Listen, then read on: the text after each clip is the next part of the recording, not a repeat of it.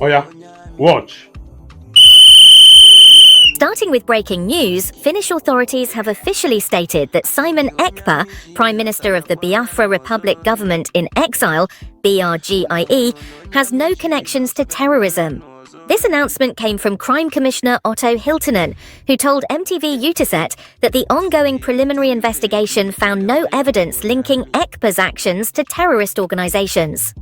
This development directly counters the narrative pushed by the Nigerian government and Ekpa's critics, who have sought his extradition. Many Biafrans are celebrating this announcement, viewing it as a significant victory.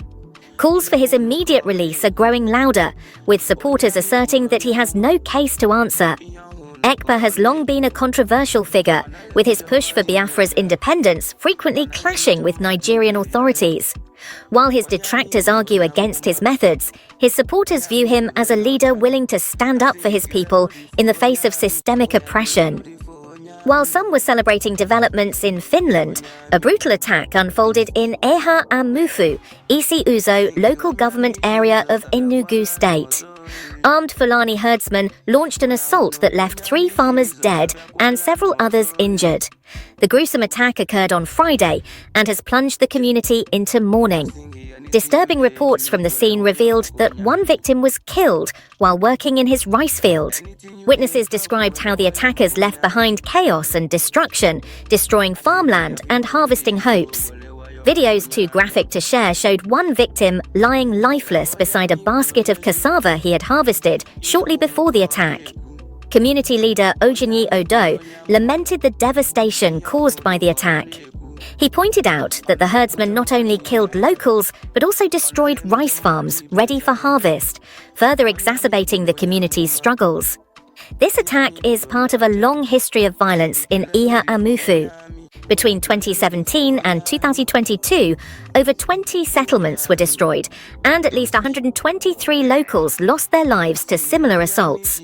Despite the persistent violence, the Nigerian government has failed to take decisive action.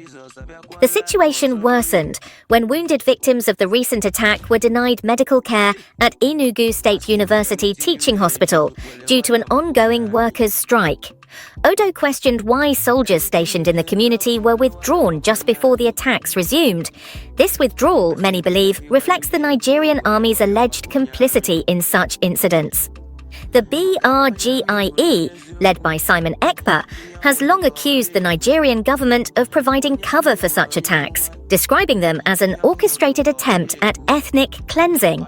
Biafrans argue that these recurring tragedies justify their call for independence and self-defense.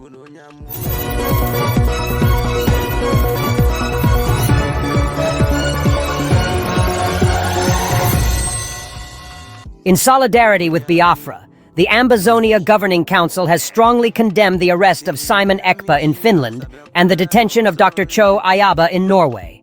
In a press statement, the council criticized Finland and Norway for targeting freedom fighters instead of holding oppressive regimes accountable for their atrocities. The statement highlighted the systemic violence, displacement, and exploitation faced by Biafrans and Ambazonians under Nigerian and Cameroonian governments. Entire villages have been destroyed, millions displaced, and thousands killed. Yet international bodies have remained largely silent. The Council urged the international community, including the European Union, United Nations, and International Criminal Court, to take swift action against Nigeria and Cameroon. They emphasized the need for global accountability to prevent further suffering, stating that freedom fighters are not criminals, but voices for the oppressed. The statement also called on Finland and Norway to release Simon Ekpa and Dr. Ayaba, stressing the importance of supporting liberation movements over authoritarian regimes. Adding their voice to the growing support for Simon Ekpa, the Yoruba Nation Christian Association Yornka addressed a letter to Finland's president and local authorities. The letter sought to counter the narrative being propagated by the Nigerian government, which has accused Ekpa of criminal activities. Yornka's letter described Simon Ekpa as a defender of justice and a champion for oppressed communities. It accused the Nigerian government of failing its citizens and being complicit in acts of terror. The association also cited examples of violence across Nigeria, including the massacre at a Catholic church in Owo, Ondo State, where terrorists killed hundreds of worshippers. Eastern Nigeria has seen similar violence, with thousands of Christians reportedly killed in ongoing attacks. The letter urged immediate international intervention, stating that the Nigerian government has lost its moral authority to govern. Jornka commended Finland for resisting pressure to act against Ekpa and praised his family's resilience during these trying times. The letter concluded by reaffirming Ekpa's role as a beacon of hope for oppressed people, stating that his mission is divinely inspired.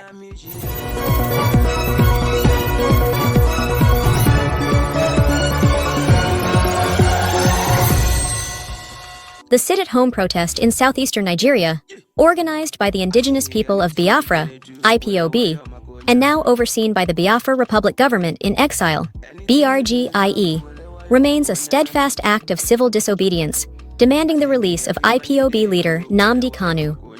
Despite government crackdowns, threats, and accusations of enforcement by BRGIE, residents continue to comply, driven by solidarity and unresolved grievances. Footage from the latest protest shows businesses, schools, and transport services shutting down, with streets deserted. You don't see them, and they have had. Yes.